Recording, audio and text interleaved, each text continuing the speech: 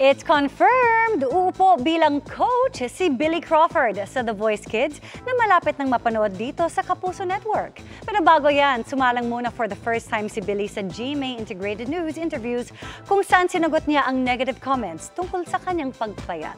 Ichichika ni Nelson Canlas.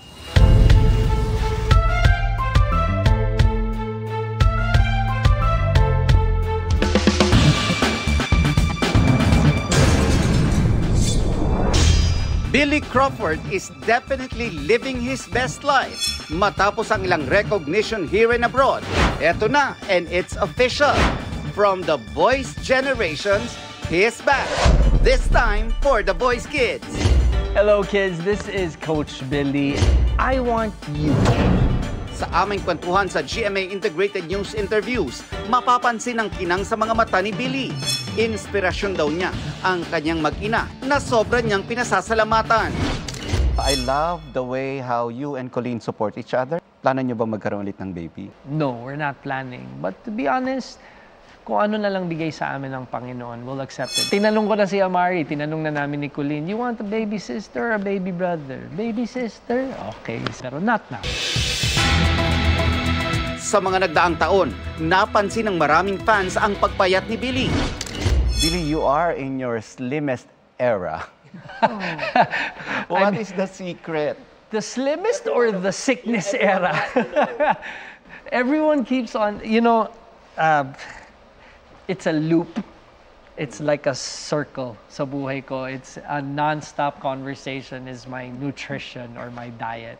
I'm not on a diet. Pero, of course, there will be other people who would say otherwise.